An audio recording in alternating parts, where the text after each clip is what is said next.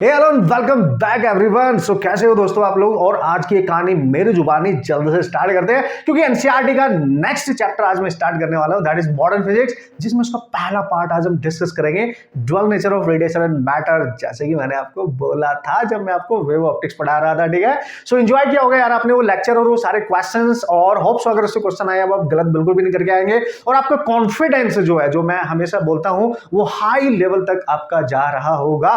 Okay, और continuity में आप प्रैक्टिस करें। देखो लास्ट सिचुएशन है, लास्ट धीरे धीरे आप एग्जाम के पास जा रहे हो, पैनिक सिचुएशन होती है, हम कंफ्यूज भी होते हैं, अपने आप पे डाउट भी होने लगता है, जिसको सेल्फ डाउट कहते हैं कि यार पूरे साल से मैं पढ़ाई कर रहा हूं या कर रही हूं, सो पता नहीं क्या होगा एंड ऑल। ये होता है, that is the normal thing, but आपका काम है आप जस्ट प्रैक्टिस करते रहे, और जितनी बार आप रिवीजन कर सकते हैं आप करें, बार बार करें, नोट्स देखें, फॉर्मूले को रिटन में प्रैक्टिस करें, उन पे डिपेंडेंट क्वेश्चंस करते रहें। जितनी भी सीरीज मैं आपको दे रहा हूं यार, इसको फॉलो करें, इनको करें शिद्दत के साथ।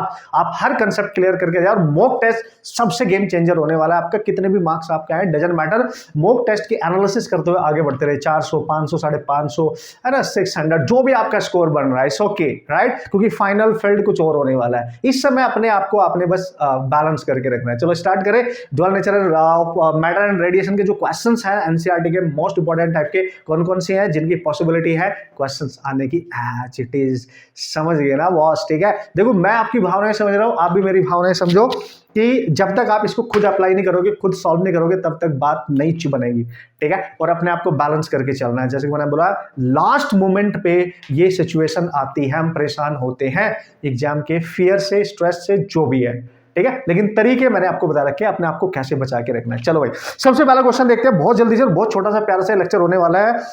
टोटल जितने भी ड्यूअल नेचर, रेडिएशन और मैटर के क्वेश्चंस मैंने सेलेक्ट करे हैं, जल्दी जल्दी फटाक से हम उनको सीखेंगे, और वो डिक्टो किस तरीके से आ सकते हैं, उसमें जो डेटा यूज हो रहा है उस डेटा को कैसे चेंज करके क्वेश्चन बना सकता है, ठीक है। चलो सबसे पहला क्वेश्चन है मोनोक्रोमेटिक लाइट ऑफ फ्रीक्वेंसी। या मोनोक्रोमेटिक लाइट है जिसकी फ्रीक्वेंसी आपको दे रखी है, दैट इज 6 × 10⁻14 हर्ट्ज। सही है भाई, सही है भाई। Which is produce by a laser, ठीक है। The power emitted is, the power भी दे रखी है भाई, है ना, पावर भी दे रखी है 2 × 10⁻, दिस इज -3 वॉट, इतनी पावर दे रखी है, ठीक है, लेजर जिसे आप प्रोड्यूस कर रहे हो, frequency of monochromatic light, right, उसकी पावर दे रखी है।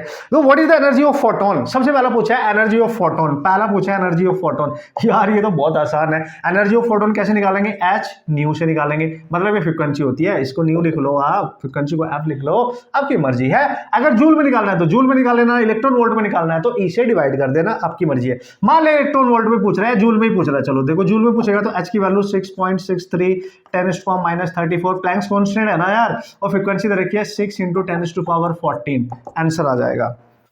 सॉल्व कर लेना, आंसर आ जाएगा, व्हाटएवर जो भी आएगा आप इसको सॉल्व कर लेंगे। ये जूल में आएगा, बस ये ध्यान रखना, ठीक है, जूल में आएगा। अगर इलेक्ट्रॉन वोल्ट में चाहिए तो आप h ν/e, इलेक्ट्रॉन वोल्ट, जो इलेक्ट्रॉन चार्ज होता है इलेक्ट्रॉन का, उससे भी डिवाइड करना पड़ेगा ना। तो इस पूरे की वैल्यू शानदार तरीके से मैंने आपको सिखा रखी है। जब भी कभी h/e हो, इसकी वैल्यू हमेशा रखना 4.14 × 10⁻⁻, ठीक है, 15, ये याद रखना। और इनटू फ्रीक्वेंसी दे रखी है आपको 6 × 10⁻14, मल्टीप्लाई कर दो, यहां से जो आंसर आएगा वो इलेक्ट्रॉन वोल्ट में आएगा। चेक कर ले आप अपना, है ना, जो भी ऑप्शन गिवन हो, जूल में है तो जूल वाला टिक करो, अगर इलेक्ट्रॉन वोल्ट में है तो इलेक्ट्रॉन वाला टिक करो, मतलब यहां से जो आंसर आएगा वो इलेक्ट्रॉन वोल्ट में आएगा, क्योंकि आपने h/e करा है। और जस्ट मल्टीप्लाई करना है, देखो 6 × 4 है ना, 4 आएगा, एंड 2 8 आएगा, एंड 2 4 आएगा, और यहाँ बचेगा 10⁻−15। अगर आप देखो 2.484 इंटू 10⁻−15 नहीं, 10⁻15 ही है, 14 ही है, तो -1 बचेगा, तो इससे डिवाइड करोगे तो पॉइंट शिफ्ट हो गया, ठीक है। दिस इज इलेक्ट्रॉन वोल्ट, ज्यादा ज्यादा इसको लिख सकते हो 2.5 इलेक्ट्रॉन वोल्ट, अगर इलेक्ट्रॉन वोल्ट में लिखना है तो, है कि नहीं। अदरवाइज यहाँ से इसको जल्दी मल्टीप्लाई कर दो, जो बचेगा वो जूल में आंसर हो जाएगा यार। जैसे भी सिचुएशन बना दे, तरीका मैंने आपको बताना था, ठीक है भाई। चलो पार्ट 2 भी है इसका। देखो भाई, कोई भी पार्ट पूछा जा सकता है भाई, इसलिए आपने धुरंधर खिलाड़ियों की तरह तैयार रहना, be ready study, okay, to solve the problem. How many photons per second are emitted by the source. जैसे आपके पास एक लेजर लाइट थी ना, मान ले कोई लेजर लाइट थी आपके पास, ठीक है, कोई लेजर लाइट है मान ले आपसे, तो कितनी लाइट यहां से बाहर निकली है, तो फोटॉन्स कितने बाहर निकल रहे होंगे, यानी फोटॉन्स पर सेकंड निकालना है। जब भी फोटोन का नंबर पूछे पर सेकंड, फॉर्मूला हमेशा हमेशा हमेशा फोटोन पूछ रहा है, यस। हमेशा क्या फॉर्मूला, जो पावर दे रखी है वो पावर लो और डिवाइड बाई फोटोन की एनर्जी, एक फोटोन जो है उसकी फोटोन की एनर्जी से डिवाइड कर देना, बस हो गया आंसर। तो जूल में निकाल के करना। पावर कितनी दे रखी है, वॉट, क्योंकि ये जूल पर सेकंड होती है ना, तो 2 × -3, ठीक है। और एनर्जी कितनी है यहाँ से निकाल लेना, 6.63 × 10⁻34 इंटू 6 × 10⁻14, यहाँ से इसको सॉल्व करना और आपका आंसर बन जाएगा, दैट इज 5.03 × 10⁻11। इतने electrons, sorry photons per second वहां से इमिट होंगे। समझ गए ना लॉजिक? बस ये आपने सॉल्व करना है भाई, इतने इलेक्ट्रॉन लगभग ये सॉल्व कर लेना, क्योंकि ये वॉट में थी यानी जूल पर सेकंड, तो इसको भी हमें जूल में लेना पड़ेगा, ना कि ये, ठीक है। चलो समझ गए होंगे आप, this is your very first question guys, ठीक है। चलो मजा आ रहा है कि नहीं? और देखो जितने भी क्वेश्चंस यहाँ आने यार डिक्टो आते हैं यार, मतलब उनका थोड़ा बहुत डेटा बेटा इधर उधर करेगा वो, बट वैसे ही क्वेश्चन आपको दिए जाएंगे। अभी मेंस में भी आ रहे हैं तो नीट में भी आएंगे यार, क्या बात कर रहे हो। बस आप मेंटली प्रिपेयर रहो और मेरे साथ बने रहो पूरे इस लेक्चर में, देखो एंजॉय करो इसको, पढ़ो इसको, ढंग से अप्लाई करो इसको, राइट। और ढूंढो जाके और भी सिमिलर टाइप के क्वेश्चन जितने भी आ चुके हैं इन पे डिपेंडेंट, तो देखते हैं फिर आपको कौन रोकता है यार आपकी सिलेक्शन कराने में और फिजिक्स में हाई स्कोर कराने में, है ना। नो वे, हो ही नहीं सकता। चले क्वेश्चन नंबर 2 की तरफ। Okay so here we go, this is question number 2। चलो देख लेते हैं। इस क्वेश्चन को ना पढ़ते ही आपको फील आ जाएगा यार सर इस टाइप के ना बहुत क्वेश्चन आते हैं। यस आते हैं, इसलिए तो बोल रहा हूं, लाइन से आते हैं, ठीक है। क्वेश्चन है कि इलेक्ट्रॉन है, अल्फा पार्टिकल है, प्रोटॉन है, have the same kinetic energy. Electron, alpha particle, proton, इन सब की काइनेटिक एनर्जी सेम है, यानी इलेक्ट्रॉन की, अल्फा पार्टिकल की और प्रोटॉन की सबकी काइनेटिक एनर्जी सेम है। अच्छा यस, सो क्या पूछेगा, which of these particles have the shortest D Broglie wavelength. इनमें से किस पार्टिकल की डी ब्रोगली वेवलेंथ सबसे कम होगी, शॉर्टेस्ट होगी। कभी कभी पूछ लेता है लॉन्गेस्ट किसकी होगी, मतलब हाईएस्ट किसकी होगी। भाई टेंशन नहीं, कभी कभी न्यूमेरिकल आ जाता है तो देखो कैसे डील करोगे। जब भी कभी पार्टिकल्स की बात करें और डी ब्रोगली वेवलेंथ की बात करें, सबसे इंपॉर्टेंट है किसकी बात कर रहा है, डी ब्रोगली, राइट। सो अगर डी ब्रोगली वेवलेंथ की बात कर रहा है, आप समझो बात को, ठीक है भाई। डी ब्रोगली वेवलेंथ की बात कर रहा है यानी लैम्डा, और काइनेटिक एनर्जी दे रखी हो।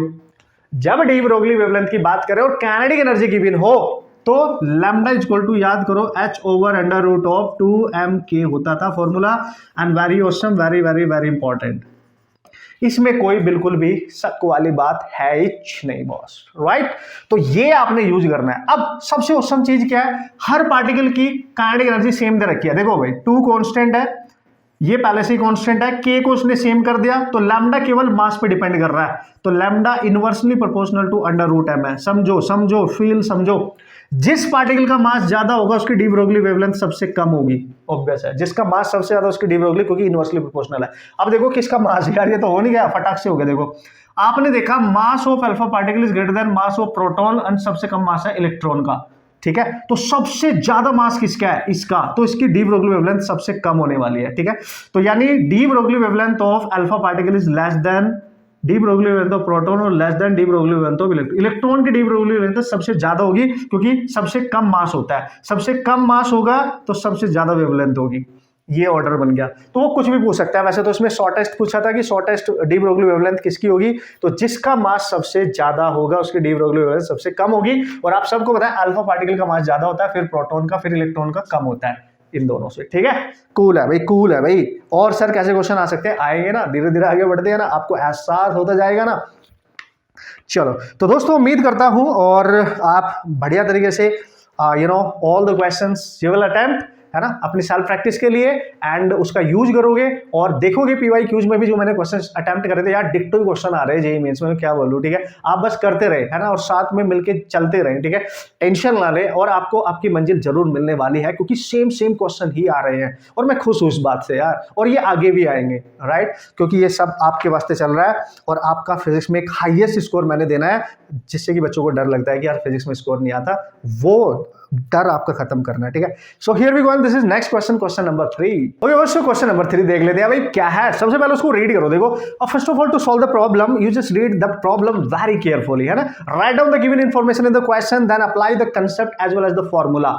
आपको आइडिया लग जाएगा कि क्वेश्चन को करना कैसे है। This is the basic way to solve a problem, right. So what is the de Broglie wavelength associated with the electron, मतलब wavelength associated with the electron आपने कैलकुलेट करनी है। एक इलेक्ट्रॉन है, मतलब एक पार्टिकल है, उसकी डी ब्रोगली वेवलेंथ निकालनी है। किस कंडीशन में, which is explorated through a potential difference of 100 volt. वाह, तो पोटेंशियल दे रखा है उसका 100 वोल्ट। याद करो, जब भी डी ब्रोगली वेवलेंथ आपसे पूछे and voltage is given, use this formula directly, 12.27 over under root of V angstrom में आ जाएगा आपका आंसर, अगर ये रिजल्ट आप डायरेक्ट यूज कर रहे हो। और ये तब यूज करना है जब वी गिवन होता है, पोटेंशियल डिफरेंस गिवन होता है ना, वोल्टेज गिवन होता है, अप्लाइड वोल्टेज गिवन होता है। इलेक्ट्रॉन के लिए फॉर्मूला आप डायरेक्ट यूज कर सकते हो, एंगस्ट्रॉम में आंसर है। आप नैनोमीटर में बना लो, जिसमें भी जो भी ऑप्शन गिवन होगा उसके अकॉर्डिंग सॉल्व कर सकते हो। आया कहां से, देखो भाई, डी ब्रोगली वेवलेंथ क्या होती थी किसी भी पार्टिकल के लिए, h upon under root of, ये होती थी ना, अभी लिखा था मैंने, 2m k, k is the kinetic energy. Kinetic energy आएगी बाय अप्लाइंग द पोटेंशियल, तो हम लिखेंगे qv,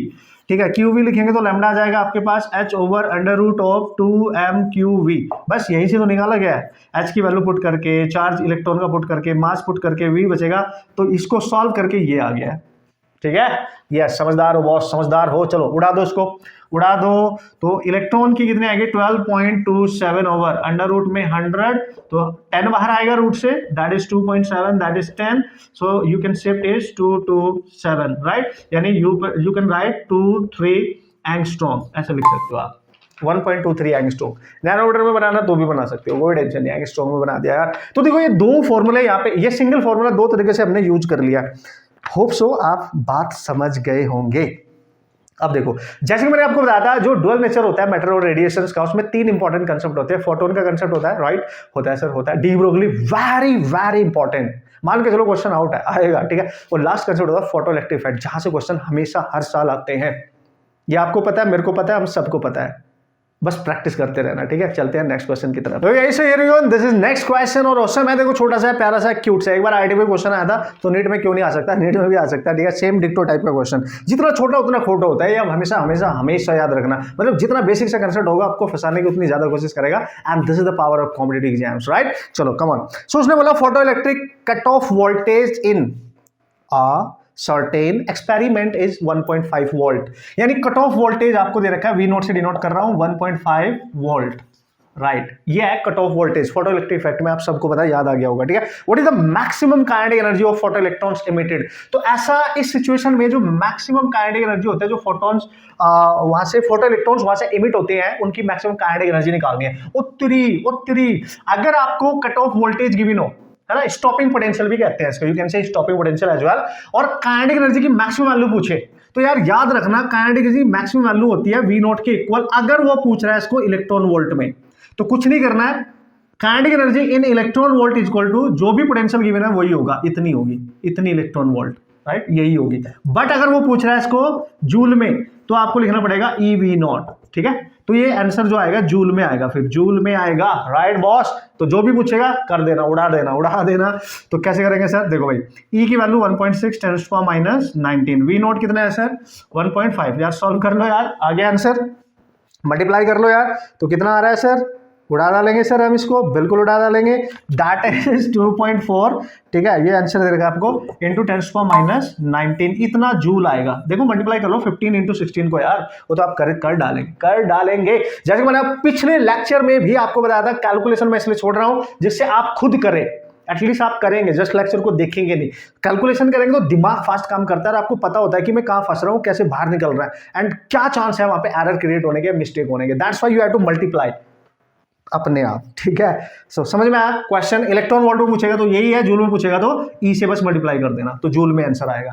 चलो भाई, धुरंधर खिलाड़ियों आप समझ गए होंगे, गर्ल्स एंड बॉयज आप समझ गए होंगे।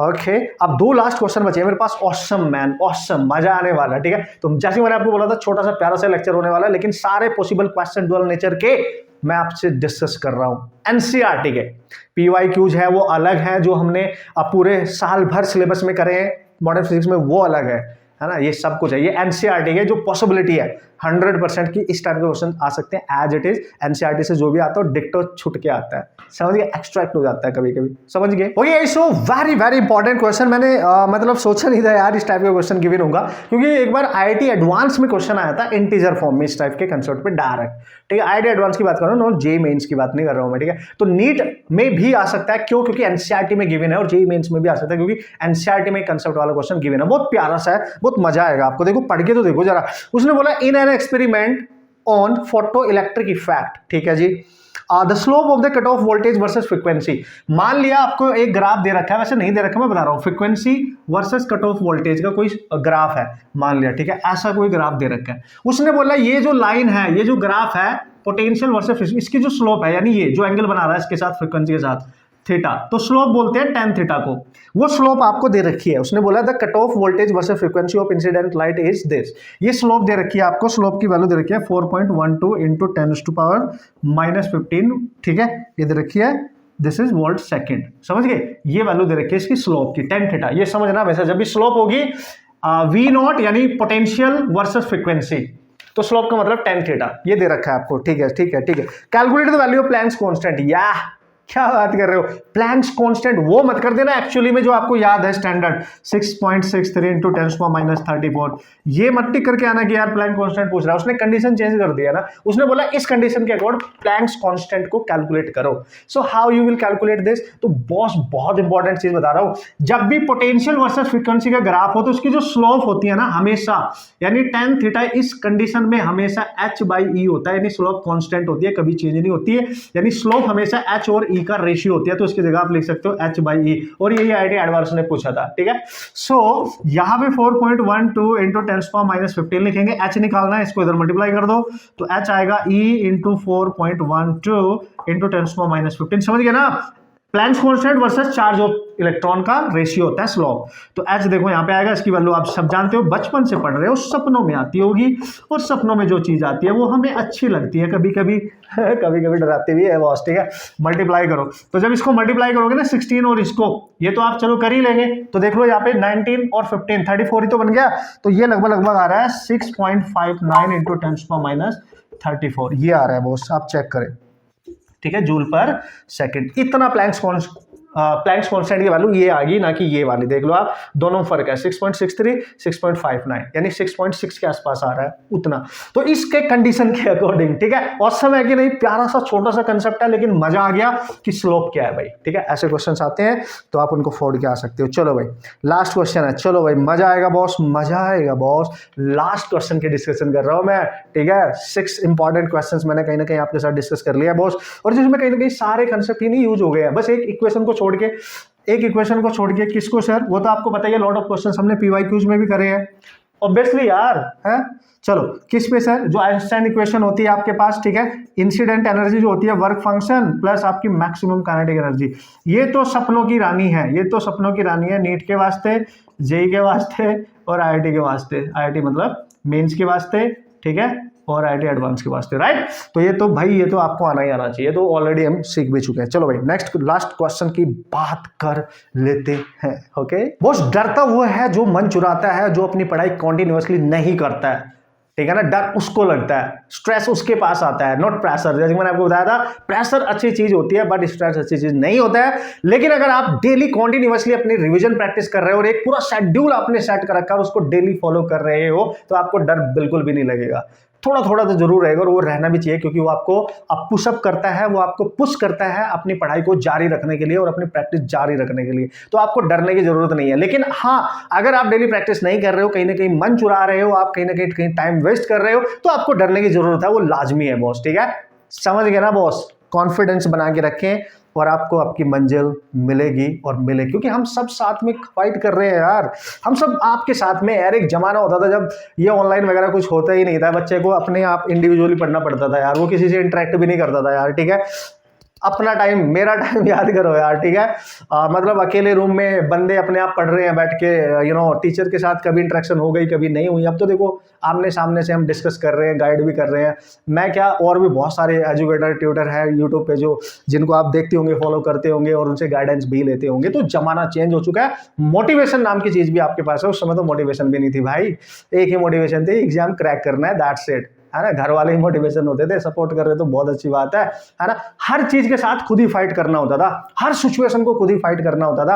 अब तो देखो हम सब आपके साथ हैं, राइट। तो आप बस प्रैक्टिस करते रहे, कभी भी कोई भी ऐसी सिचुएशन माइंड में आती है कि आपको डर लग रहा है, कुछ भी ऐसा हो रहा है कि मैं नहीं कर पा रहा हूं, इंप्रूवमेंट नहीं हो रही है, तो आप डिस्कस कर लो यार, डिस्कस करो। डिस्कस करने से हर प्रॉब्लम का सॉल्यूशन मिलता है। और जैसे कि एक पोएम भी मैंने आपको बताई थी, है ना, अंडर द सन, एक पोएम मैंने आपको बताई थी, एवरी प्रॉब्लम अंडर द सन, है ना, समझ गए ना, याद आया।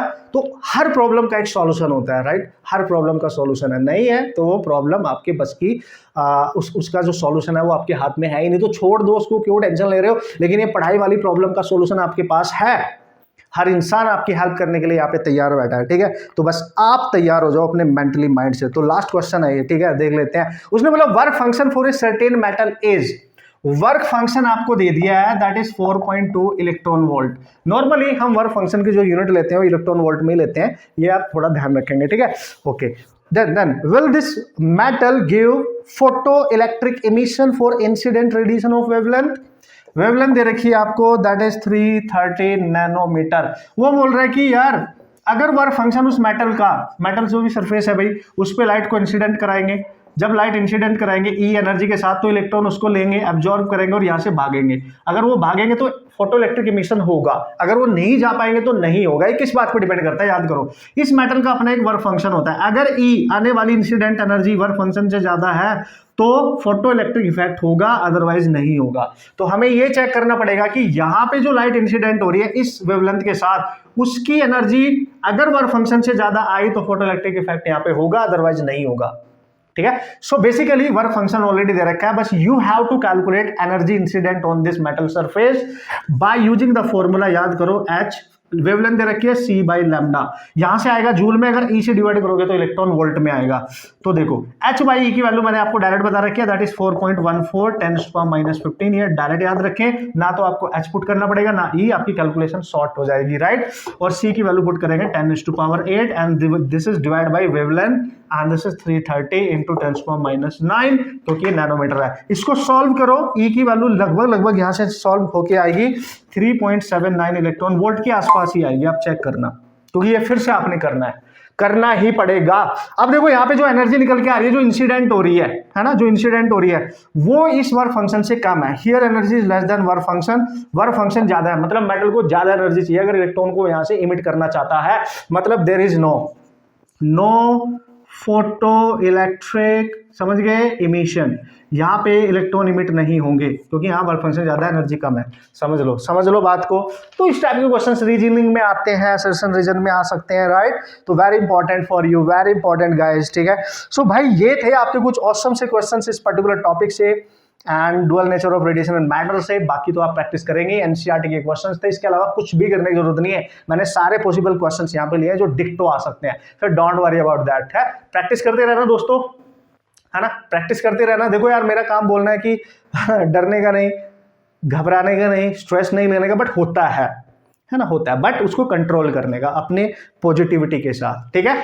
और दोस्तों मेहनत करते रहो ईमानदारी के साथ, कॉन्टिन्यूसली, जितना भी टाइम बचा उसको अच्छे से यूटिलाइज करो, अपना शेड्यूल बना दो और सोने का भी शेड्यूल बना दो, सोना भी बहुत जरूरी है, ठीक है। नींद लेनी एक अच्छी बहुत जरूरी है, आपका दिमाग तभी काम करेगा और बहुत ज्यादा फास्ट काम करेगा एक अच्छी नींद के साथ। आप उसको बैलेंस करो यार, अपनी डाइट बैलेंस करो, सोना बैलेंस करो, अपना टाइम मैनेजमेंट सेट करो, कितने घंटे किस चीज को पढ़ना है, कैसे पढ़ना है, कितने क्वेश्चन सॉल्व करने हैं, कब रिटन प्रैक्टिस करनी है, कब चीजों को रिविजन में कॉन्टिन्यूसली रखना है, ये सब बैलेंस करो यार, ये सब करो। अगर आप चाहते हो मैं आपको शेड्यूल बना के दूं तो आप मेरे को बता सकते हैं, कमेंट करके जरूर बताना, ठीक है। शेड्यूल भी मैं आपको बना के दे दूंगा कब क्या करना है, राइट बॉस। और मुस्कुराते रहे, खुश रहे, प्रैक्टिस करते रहे, कोई प्रॉब्लम आई तो मेरे से डिस्कस भी करते रहे। ओके गाइस, मिलेंगे नेक्स्ट ऑसम से लेक्चर में, ठीक है।